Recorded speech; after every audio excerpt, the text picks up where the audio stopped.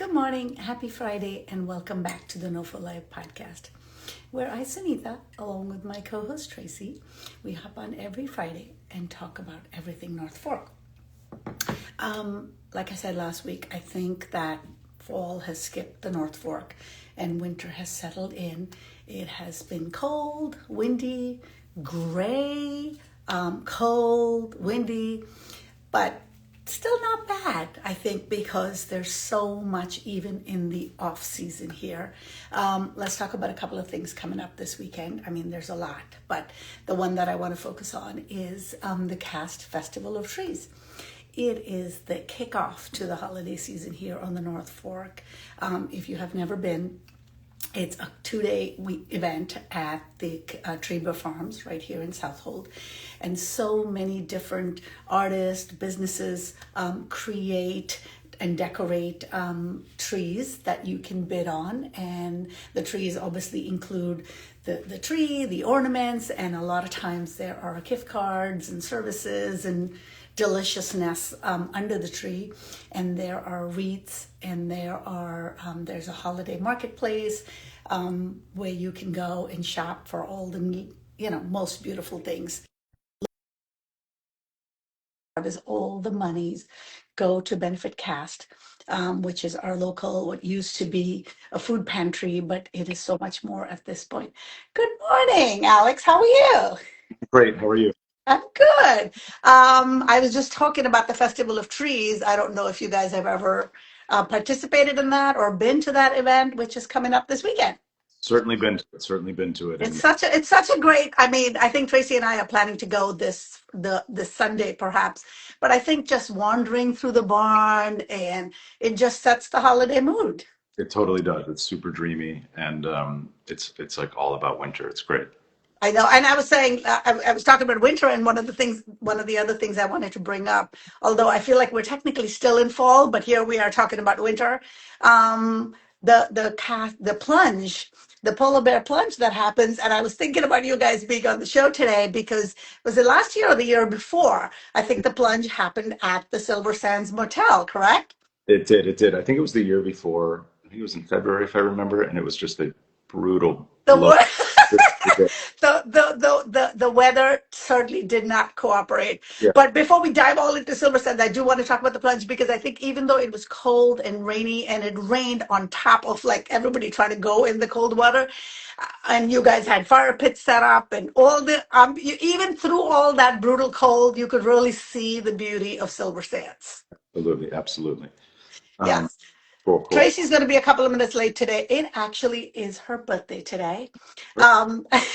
So we can't wait. And it's a big number. So hopefully when she comes on, she will share that. But let's dive in and talk about Silver Sands Cool. and talk about your role there and how you came about to make this magical transformation. Absolutely. And I think Chef Finn, who's just over in the Boathouse, he requested to join as well. Oh, is that the fish arm? Is that his Yeah. account? Yes. Okay. I wasn't sure okay, perfect. I wasn't sure if he was going to be sitting with you or I just accepted it. We thought it might be like too narrow. So. Yes, I agree. It's always better. Good morning, Chef. Here I am. How's it going, y'all? Good. We're waiting for Tracy because she is running a couple of minutes late this morning. She has to drop her daughter off at school on her birthday. So we just figured we'll start with you guys and Tracy will hop on. Yeah, sounds good. Alex, you want to go back to the beginning? How did you get about getting involved with the restoration of Silver Sands? Oh boy. Well, I guess my wife and I first bought a house here back in 2014. So we were living in the city and had fallen in love with the North Fork at first. I'd actually first come out here in 2000, right after I moved to New York City. But in 2000, I was, dead broke and just. And what was your background and that led you to being broke? Oh, I was a college student that moved to New York. I just packed up my car and drove to the city and figured I'd find a job and like most people who in New York City end up. That's how people end up there. It's the city of dreams. You'll figure it out. But my wife and I bought a house here in 2014. It was a beautiful little house, kind of not dissimilar to Silver Sands insofar as like it was just stuck in time. It was like going back in a time capsule. And we like lovingly restored it, and actually the original owner who had built it with his own hands and left a lot of these beautiful pieces and kind of artifacts throughout the property. We kind of really built it around that property, and they're still there. Like we still have his mixtapes and stuff like that. And so it was a real labor of love. And when we came to the North Fork, and I was just exploring more, like most people, you know, drove by the sign on the main road, and you're like, what is this? And you know, kind of, you drive by it probably 10 times before you end up driving down 𝗬𝗓𝗲 and turn down 𝗬𝗓𝗲, and you know, kind of the experience everybody has. You're kind of not sure exactly where you are. You see this neon sign, and then you kind of pull up to the hotel, and it was just this, I don't know, it just had so much presence, right? And it's probably everything that everybody else has experienced, but it had so much charm and history and presence, and it felt like this wrinkle in time. And it was just captivating, I guess. But at the time, that was 2014, right? I was just exploring and seeing things, but it was just this little thing that had kind of stayed in the back of my head. Honestly, it was a long and winding road and a bunch of kind of like luck and left turns. But I had met a broker many years ago when I first moved here, and I'd asked her about Silver Sands. I was like, "Tell me the story about it. Like, what's this place about?" And Because it always seemed mysterious. Like I remember, like I knew that it was a motel, obviously, and I think there were bungalows or houses or whatever people rented, and they used to do these most incredible photo shoots, the best way I can describe it. I remember the old Instagram account, and it just seemed like this magical place, and I never knew what was happening over there, but it just drew you in. yeah, yeah. Well, I'd say that magnetism is still, it's still very much present. It's like a piece of that property, right? And you know, long story short, I'd asked this broker, I said, what's the story with it? Would they ever sell it or whatever? And I was in a totally different business at the time. And she's like, no way, it'll never come up for sale. And I just said, I don't know, stuff eventually, you know, always comes up. And I said, just call me if you ever hear about anything. And lo and behold, fast forward to 2020. It was right before COVID, actually. And Great time to jump into a new venture. yeah, right. We put our offer in the night before New York City shut down, I remember. And I remember thinking to myself, are we just absolutely crazy? But it is what it is. And that's kind of what brought us to it. But it was, I don't know, it was probably this 10-year attraction that kind of, you know, just resulted in us being here. And honestly, it's been like the project in honor of our life to kind of be a part of it and carry it forward. So.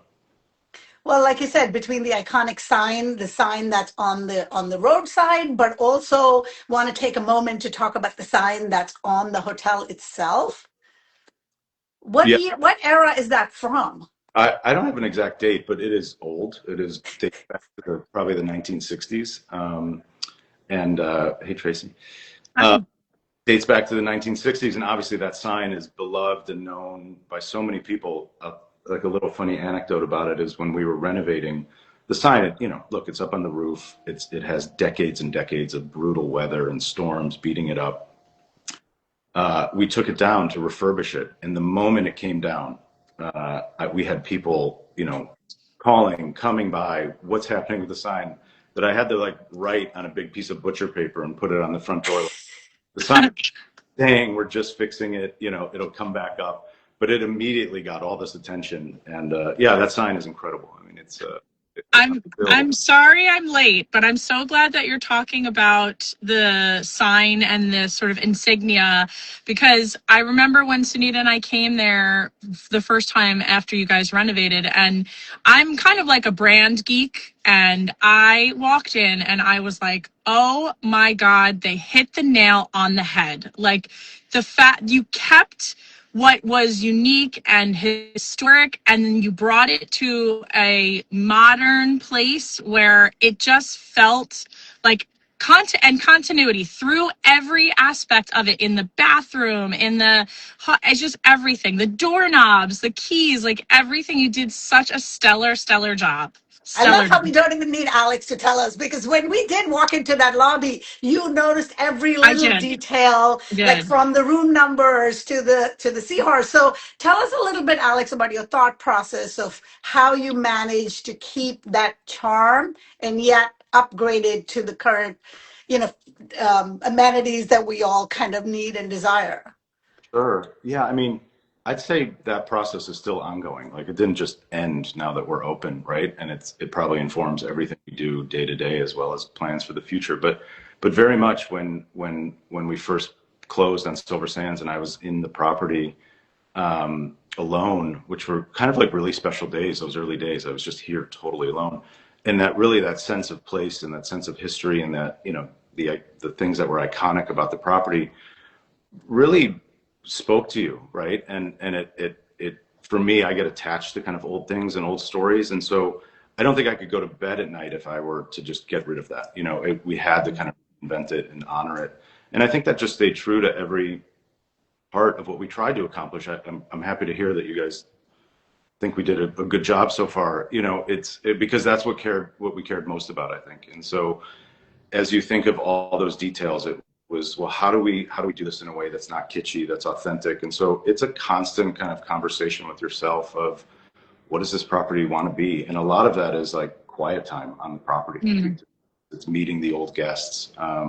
It's spending time on the property. And I would actually say it's the guests in particular, the longtime guests that stayed at Silver Sands, that probably informed most of the go forward design, insofar as like Silver Sands was a part of their life for decades, right? And those stories were so real, and we didn't want to lose that. And so it was important that continuity kind of continued. And we just tried to do it in all the details. We fuss, you know, whether it's food with Finn or us on the design side, like we fuss over the little things. And I think we love doing that. And so it means a lot when people notice it and comment on it. Let's jump to food with Chef Finn for a second. Was there a restaurant always on the property? The short answer there is no. I mean, there was a version of a kind of like snack bar where Nookies currently exists, where, you know, the former owners would make sandwiches and open oysters, but you know, that was the extent of it. There wasn't a kitchen really. But I think one of the beauties of us creating a couple restaurants on the property is that the owners, you know, the former owners, they always wanted to do this, right? And it's a hard thing to do. We've found, I mean, Alex, you can back me up on this.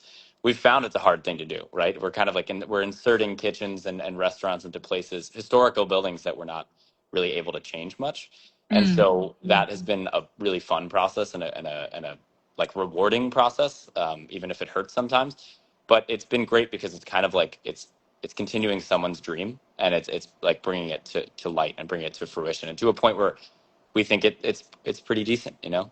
Well, I love that you guys are doing that, because as a local person, you know, we see these establishments, either new establishments or things being revitalized, and we don't necessarily get a chance to partake in them because you're not going to book a room at a place that's a mile away from your home, right? So the fact that you have these restaurants allows us to come and appreciate and enjoy the property, which is, I love that for us. Yeah, I think that's something that's really like very important to us, and I think it's actually kind of how we've decided to build moving forward. Even when it comes to, you know, us doing events on the property, things like weddings and stuff like that, we actually like try to limit it to as little as we can, even though they might help us in certain ways, but because it means we close to the public, and we have like our folks that show up and they love to support us through the winter and the fall, and they don't get to eat there, and so we try to limit that stuff as much as possible, because really, like, you know, folks coming out to eat that live in Greenport and Southold, those are like our people. They're the people we really care about, and they're part of the community, and they add to this place. If it were just people coming from the city and you know, other countries, it wouldn't be Silver Sands, I think. Well, and it also gives the people who are coming to stay at the property an opportunity to get a vibe of the local community, because we're all there sharing it with them. Exactly. So Tracy, if you remember, Nookies was the first place where you and I had our holiday party. That's our first holiday party, yes. And by holiday party, we mean the NOFO Live team, where Tracy and I celebrate the holiday. Just the two of us, yes. So let's start. I mean, we were kind of really blown away by the concept of it. It's, I mean, I'm from New Jersey for many years, so there's so many diners there. So it was kind of like diner-esque, but really cozy. So talk a little bit about your inspiration for what I'm sure the logistics of the space dictate a little bit of that too. But what was your vision for Nookies?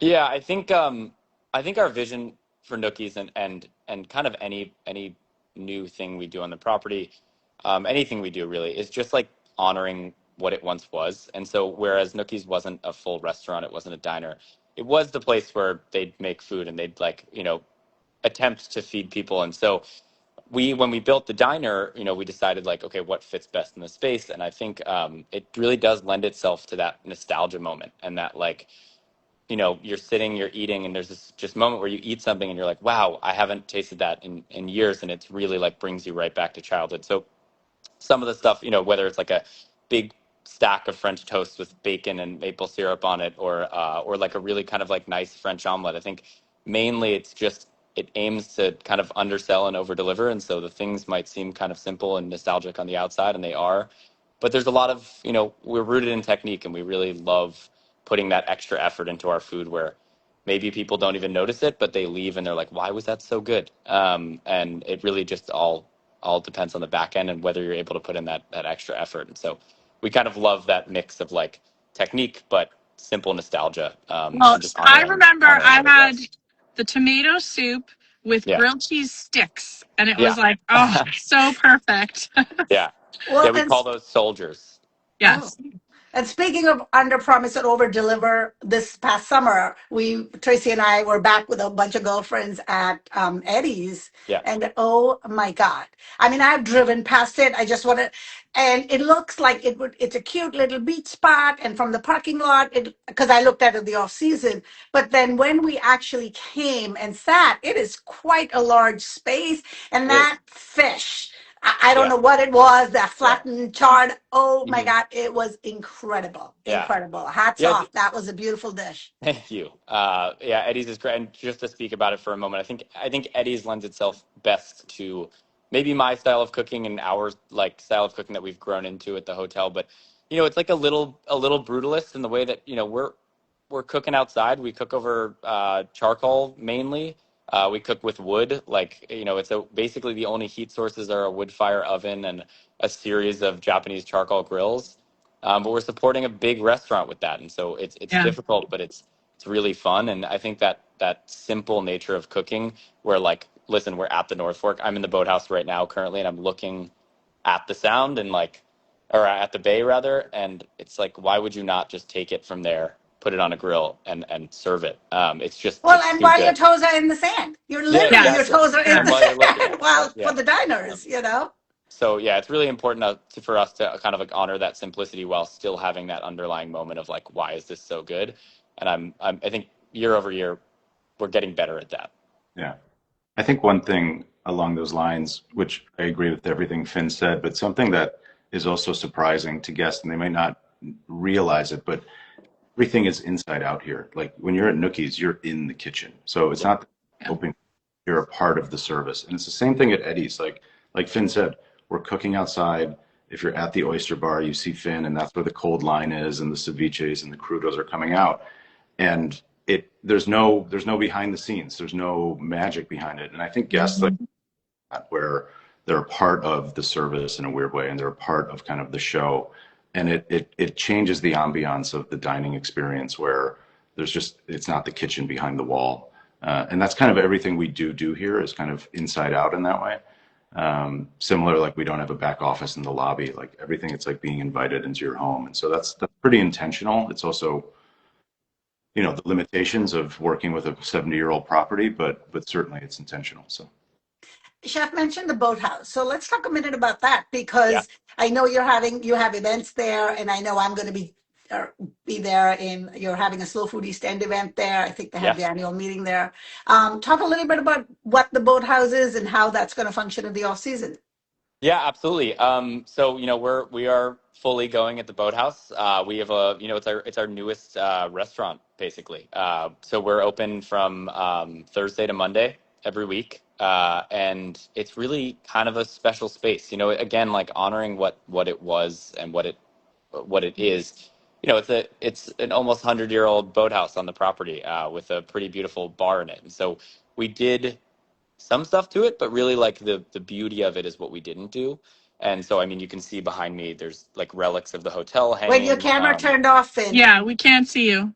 You can't see me? Yeah, for No. Really? some reason, a minute or two ago, your camera turned off. Oh, what about, is it? Yeah, Yeah. you're back. Yeah, You're yeah. back. Okay, cool. Okay, sorry about that. Yeah, but you can see behind me, there's like amazing kind of like historical parts of the hotel that we just like found in corners and like, uncovered and in old sheds. And so it's really about like what we didn't do to the space. So it really feels like an old boathouse. In a kind of like really special way. And I can, kick to Alex to talk a little bit more about that. But as far as the menu goes, it's like, it's what you want to eat when you're like staring at the water on the North Fork. I think it's like, it's approachable bar food. It's really like, it's a lot of seafood still. We didn't like move away too much from what we do at Eddie's as far as like, most of the menu being seafood, but we still brought in some like fun, nostalgic, stapley things. I mean, we have like a meatloaf sandwich that I'm kind of in love with, which like is not something you see much anymore. It's kind of like indulgent and really fun. But just like anything else, I mean, I think it undersells and over delivers. The menu's simple, but it's really delicious. Well, I mentioned slow food. You said, sorry, Tracy, I just want to say this, that Silver Sands, and I don't know if it's the restaurant or the whole hotel or Eddie's, just received a snail of approval from them, right? And that's kind of part of the event that they're having that day. So kudos to you for that, because I know it isn't only about good food per se, but it really, the award is more about the principles and the practices at the whole organization. So receiving that is a huge honor. So bravo. Thank you. That's a big tip to Alex in the way he's run the property as well. Yeah, no, that was an honor, and it's been great to get to know them, and we're excited to host them. And the Boathouse is kind of the perfect place for that, because it really is like a place of community, right? More than, I mean, this whole property is, but especially the Boathouse because of its size and where it's located. But yeah, we're excited for the slow food event, which I think is on December 7th, if I'm not mistaken. Yep. 7th. The 7th, and yeah, we're super excited. It's an honor. It was an honor to kind of get to know them, and it feels good to be recognized for those things, I guess. So tell us, so there's 3 restaurants on the property right now, and 2 are currently open? Yes, 2 are currently open. And, Nookies is open 7 days a week, which is great. Breakfast and lunch 7 days a week. And then one of the things that I feel like, sometimes gets forgotten, because Nookies is a daytime like diner with eggs and blah, blah, is we do Nookies at night, and it's limited. It's Wednesday to Saturday, excuse me. But it's like probably my favorite little moment on the property. I mean, I think one of the attractions to Silver Sands for me now, and even just working here and just like kind of re-falling in love with it every day, is you find these like little moments in the property that are kind of secret. And this is one of them. It's like, we do the diner during the day. It's great. It's nostalgic. It's hearty. And then we close for an hour and we open back up at 5 p.m. and we do like a kind of chefy, fun, small, like 13-item menu that's like really rooted in locality, sourcing locally. Again, like pretty seafood driven, but like really unique and fun. And I think we've created like a real group of regulars now that make me happy, that like come out like, once or twice a week. And it's just a happy space. And what are the days of the Boathouse again? Boathouse is Thursday through Monday. Thursday through Monday. And it's open for lunch and dinner? So Saturday, Sunday, it'll be open from 12 until late, like, 11:30. And then the rest of the week, it opens at 4 and same close time. And Alex, tell us about, for the on and off season, for someone who wants to come out and visit and book a room, what are the minimum nights that people have to book? Yeah, in the summer, it's, we do 2-night minimums typically in the summer. Guests are usually coming for longer anyway. In the off season now, the motel rooms are all 1-night minimums. The cottages are minimums. But the off season, it's funny, summer is great, right? I mean, it's the best. So you can just say that and put that to the side. But really, it's like, I think the property comes alive in the fall. And I personally love the winter here. The light is quiet. And I think Silver Sands is like a great place for all seasons. And so we have Nookies. Nookies is really almost like 2 restaurants in one, like Finn said. We have the Boathouse now, where we also show like fun old movies and screwball, and even sports if there's a good game on or something like that. But we have this kind of great big TV and movie screen there. And then where I'm sitting is we're opening the spa. We're opening like a little wellness center. All of that's about, honestly, it's like how we're rooted in nature, right? I mean, the Boathouse is rooted in nature in its own way. The spa is, it's on salt marsh. And it's really designed, honestly, for the off season and to bring people back out here so they can enjoy either the property or the North Fork in general. But yeah, we have a lot of exciting things going on in the property. Wait, tell us about the spa. What is in this wellness center? Happy birthday to me. What are we doing? I was gonna say, why are we going to Tulum for your birthday? We can go to Silver Sands. Yeah, the spa, we call it a little wellness sanctuary, and it's sitting on the salt marsh. We'll offer, we have a sauna that does either traditional or infrared sauna. We have a steam room. We have a cold plunge overlooking the salt marsh, and then there's like a large relaxation room. Really, it's going to be rooted in kind of 4 different types of, I guess, activities or treatments. So we'll start doing weekly yoga classes on Saturdays and Sundays. Work with some great yoga teachers. We offer massages, facials, and honestly, the whole thing is about restoration. And aside from like those guided treatments, we're also offering really self-guided. So like the hydrotherapy, if somebody just wants to come and be alone, or just be with a couple friends and do the sauna and the steam room and the cold plunge on their own, and just the perfect place for that. Just like the perfect place for restoration. Relaxation. So we're pretty psyched about it, and it's something we've been working hard on. And starting, I think, next week we are open. So wow, I congratulations! love how you slowly, organically, sort of almost growing into the space where, I mean, you've had the space now for how long, Alex? Well, we closed, and it was April 13th of 2022. We reopened June 30th of 23. So we've finished, we're kind of 2.5 years into this. But yeah, you're right. Like in the beginning, we didn't necessarily have plans for a wellness center or a spa. And it was kind of like, as we were interacting with our guests and the property and the citizens, it's kind of something we figured, like, it spoke to us. It's like, this is what people are asking for. This is what the place wants to be. So that's kind of how that came about, but we're excited. And I want to go back to, like, I'm total in staycation mode. Obviously you have the motel rooms. I don't know if it's a hotel or motel. What do you look at it in your mind? But tell me a little bit more about the bungalows. Are they also like short-term rentals? Do people have them as long-term rentals? How does that work? Yeah. I mean, everything is pretty much short-term rentals. So we have our rooms. There's 20 rooms in the motel building. They're like motel in name. I mean, we've obviously invested a ton in them, and we operate at a level of like a really nice hotel, I would say. So there's the hotel room. Then we have 8, we call them beach. Those are the white cottages. Those are bedrooms, and they all have these like little different layouts, but there's little reading nooks or large living rooms. They all have these screened-in porches. And then there's 2 yellow cottages that we call those bungalows, and those are 2 bedrooms. So those are kind of perfect for either couples or small families. And then we have these really special beach houses on the property that are proper single-family homes with kitchens and living rooms and media rooms.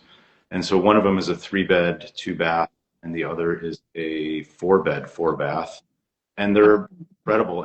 And those are, people have typically started staying there a little bit longer. Like we have a few guests that rent them for 2-3 weeks at a time. But we also rent them for just 2 or 3 nights at a time. So there's a little something for everybody. And it's kind of like, if you want to have a little bit more community and being more social, you kind of end up in the motel. If you want a little more privacy, you kind of, go to one of the beach shacks or one of the cottages. But yeah, there's a little something for everybody. So I love this. I definitely think a staycation needs to happen, Sunita. Well, yeah, I was just thinking, when you pull up, like Alex, at the top of the show, you were talking about the little sign at the corner of the street. When you pull up and you're driving and you're trying to cross the tracks, and you're like, where am I going? And then you pull up to this iconic neon sign from the front. It doesn't look as huge as all of these rooms that you described, right? And it's only once you go through the lobby and you see this common space you have in the middle, and then the water, and now these 3 restaurants. It's just incredible how much there is to enjoy there. Yeah, no, it is. It's really a special place, and it keeps like unfolding, right? And I've heard so many people, like even our neighbor Bob Mills, when he came down to the Boathouse. Bob Mills, born and raised here, their family store is up. His neighbors our property on Main Road.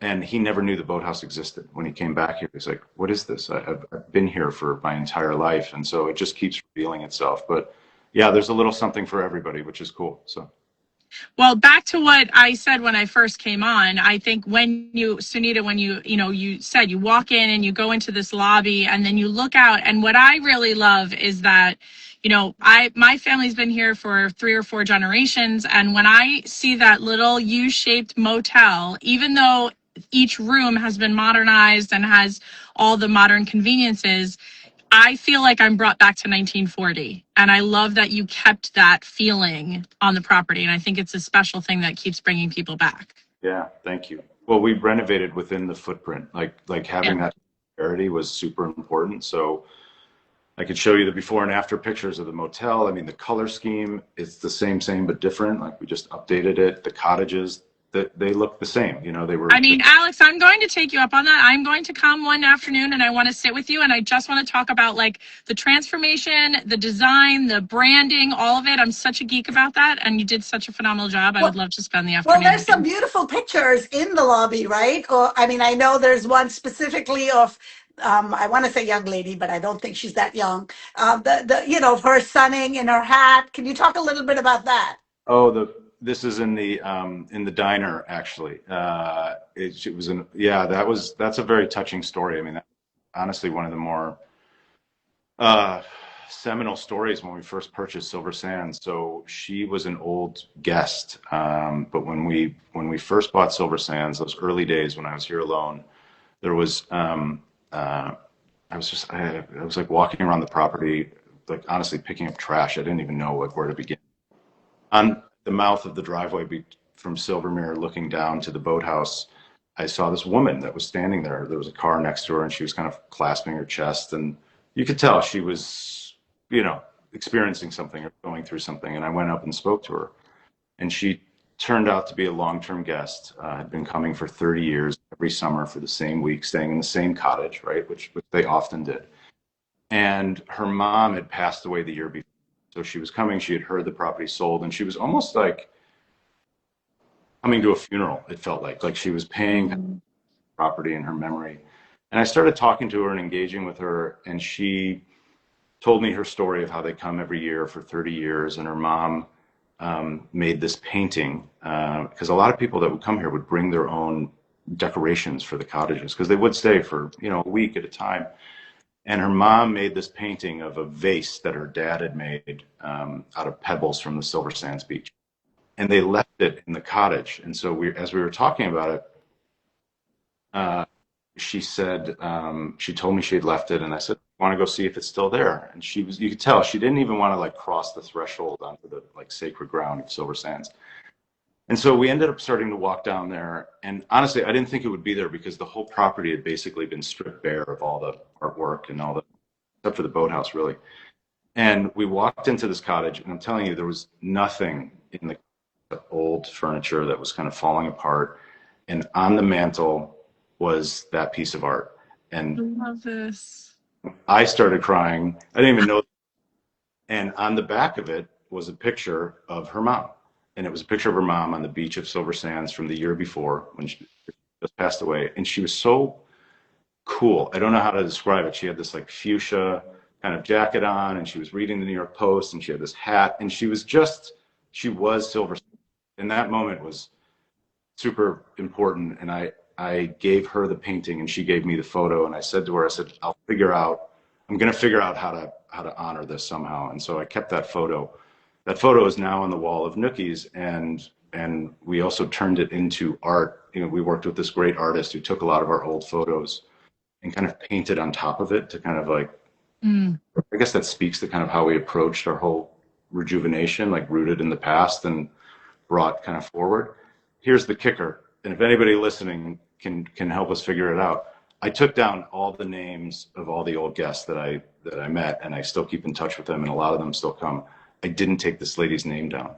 No way. Oh, and she's the one that, to me, the most important. So her mom is on the wall.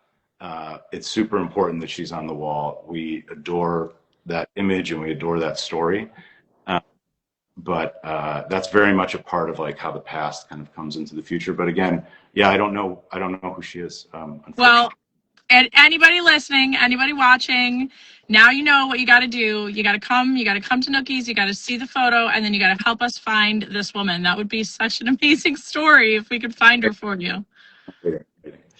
All right. Well, I could talk to you guys forever, and I'm sorry I'm late, but we're going to kick off our NOFO Live 5 before we end the show. So we asked the same 5 questions of everybody. So if you guys were going to take us out to lunch, dinner, or lunch, breakfast, or dinner, I just said that in a weird order, where would you choose to take us? Alex, you start. You want me to go first? Yeah. So, okay, I guess I'll give maybe a couple answers, but for me, other than our properties here, I think 𝗘𝗱𝗃 Diner is probably one of my favorite places. And the other two that are kind of like probably not expected, where my wife and I go a lot, I would say it's 𝗘𝗱𝗃𝗃's and Founders Tavern.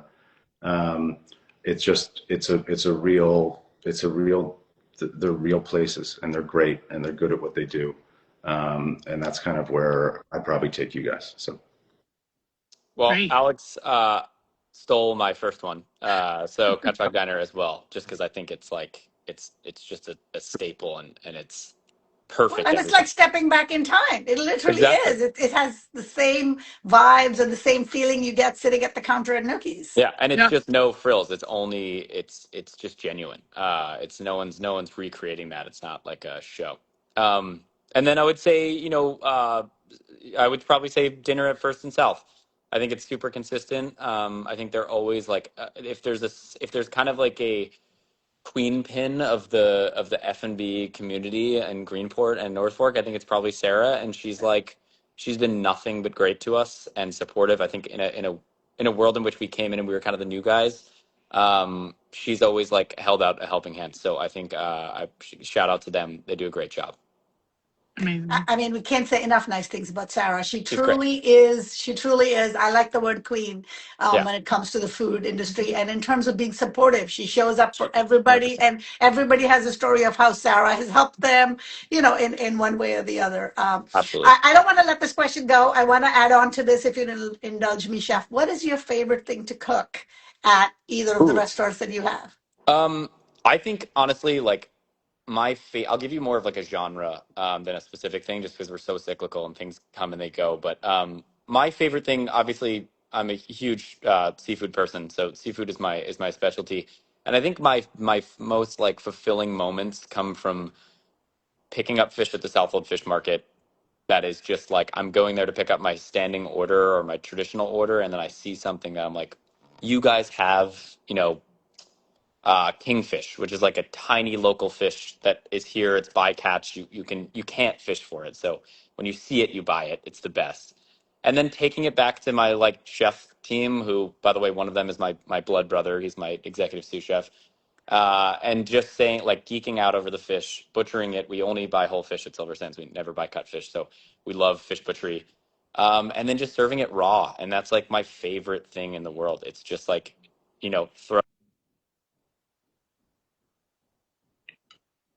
Oh, we just lost. Oops. I think you have a call in between. You might have to swipe what you have. Oh, sorry, am I back? That's okay. That's okay. You have to I'm repeat good what you now, were right? saying. You were talking about butchering the fish. Anyway, yeah, and then just putting something delicious on it and serving it and letting people taste how, like, the bounty of the North Fork. And I know there's a lot of folks that talk about the farms out here, which I will talk about 100% because we're obsessed. But also, it's about the ocean. Like, we're right here, and that locality means local produce, of course, but it also means like pulling stuff from right here. Yeah, so that's my favorite. That's what gives me the most fulfillment. Well, speaking of Sarah, she just gave a high five to you a couple of comments ago. So I guess she's on here Yeah. watching, listening, cheering. I don't know how she has the time, but appreciate her being on here. She's incredible. She is. She truly is. Given that you're on the bay, do you catch a sunrise from there? How does that work? Tell me about the location. Yeah, we're a sunrise place away from sunset. So sunset's on the other side, sunrise is on this side. So yeah, probably. I mean, if you're moving on to the next question, which is the sunrise and sunset, I would say Pipes Cove is definitely my favorite place to catch the sunrise. And I hate to admit it, but I'm here for sunrise more often than probably anyone else. So Yeah, I mean, especially from the boathouse, to be honest with you, like it's just these big windows and Yeah. they open up to the bay, and it's like it's stunning. Yeah, but that's pretty early. That means your day starts that early, unless you're living on Silver Sands No, property, no, in it which starts that case you can early, see it but from your window. not for any reason other than just it's what I need to do, for myself. So no one's forcing me to do it. How about you, Alex? I know you live locally, so is there a place you like to catch a sunrise or a sunset? Yeah, sunrise definitely is Pipes Cove for all the reasons Finn said. I think sunset for me is Town Beach, right? I actually think that sunset over the Sound is as good as anywhere in the world. I have so many photographs on my phone of just, it's like you see it for the first time and you pull over your car, and I love that people go and park their car at the beach and watch sunset like it's a movie, right? And I think that's love it. And it's, even if I don't stop by, it just like makes me feel good when I'm driving by and seeing it. Okay, brewery, vineyard, cocktail, mocktail. What do you enjoy, and where might we find you? Yeah, I can start here. This one's like a no-brainer for me, as there's plenty of places that make good cocktails out here. But Evan at Bricks and Rye, I think just like it's just a different world. I think there's probably a moment of stepping down into the bar itself that kind of transforms you and like teleports you into kind of a different world. But it feels like you could be anywhere when you're at Bricks and Rye, but it's special that it's a North Fork. And I get a dirty gin martini there because that's like my drink of choice. But he makes it perfectly every time, and it's so consistent. And they just care so much about what they do. So Bricks and Rye for sure.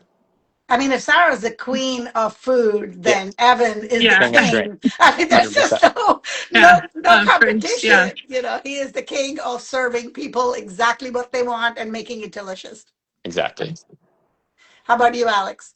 I'd say, gosh, I mean, there's a lot to choose from, but I think certainly this year, my favorite glass has been a glass of Pinot Noir at McCall in their barn.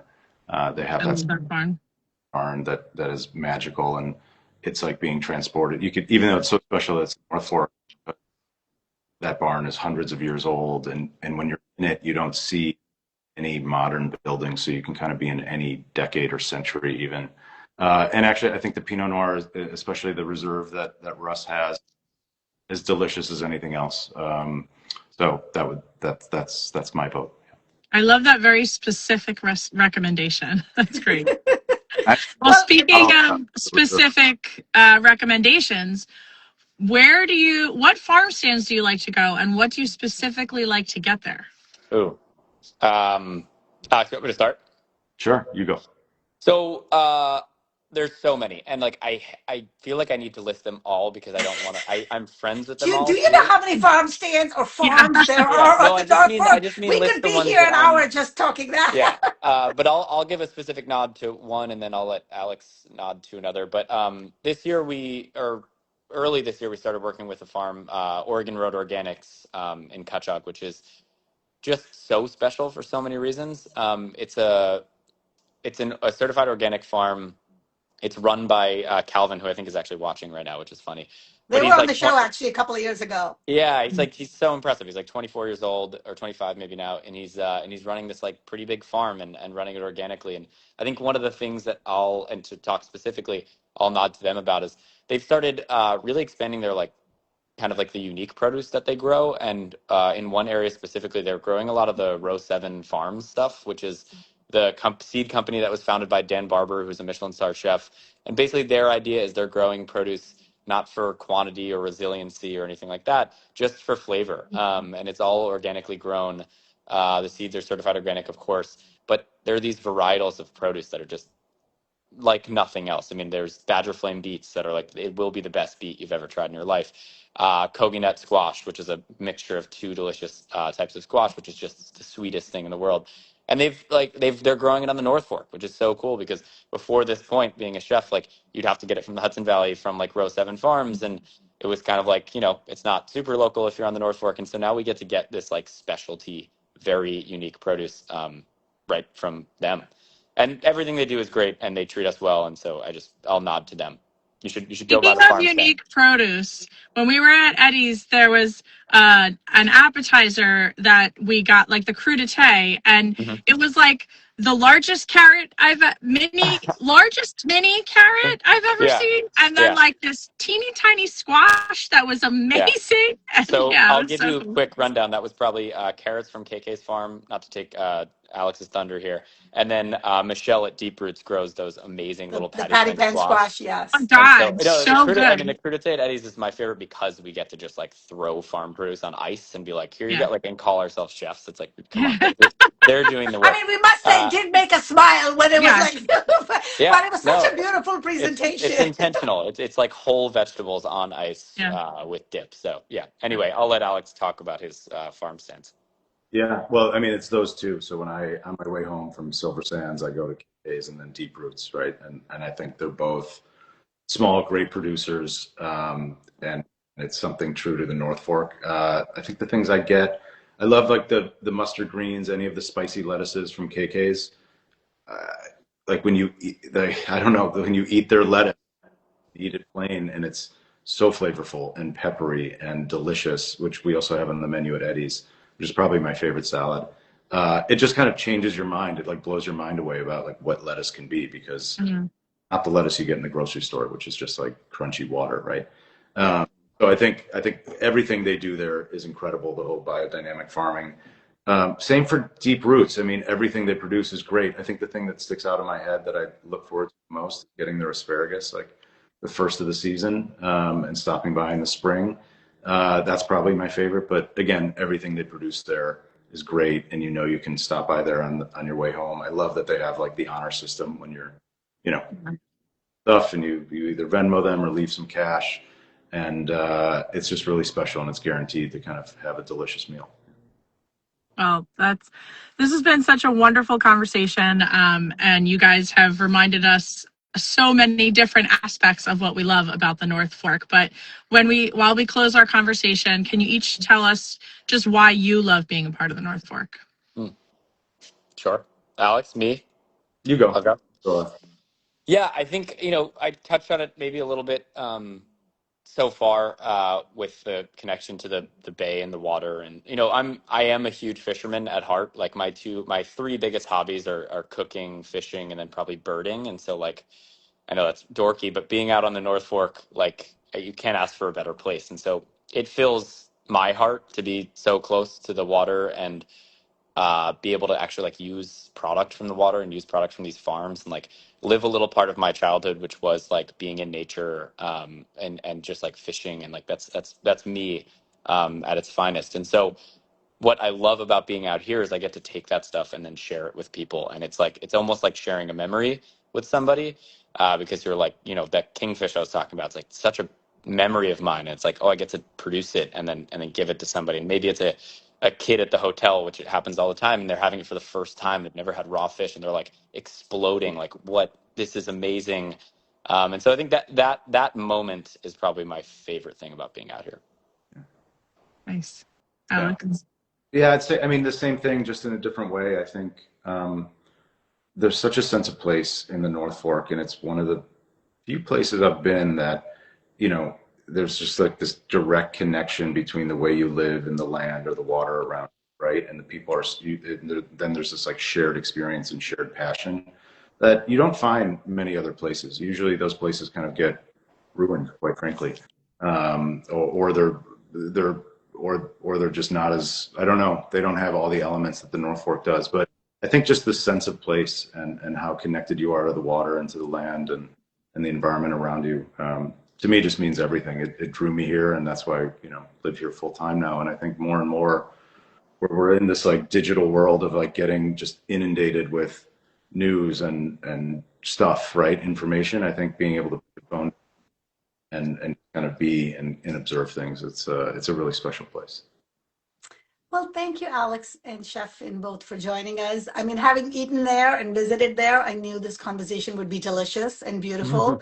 What I didn't expect was that it would be so emotional, because change is hard, and so much change has been coming to the North Fork, and a lot of it is welcomed, and a lot of it there's so much pushback for. So I just want to give kudos for and appreciate your attempt to sort of change and upgrade, but still keep what we love so much about the North Fork. So thank you for that. And I think the Silver Sands has always had a cult following, if you will. But I think you, with your changes and your continued upgrades, it sounds like you're still going to keep making these changes, have brought, new people into the tribe. And it's beautiful. And we can't wait to come back and enjoy the Boathouse soon.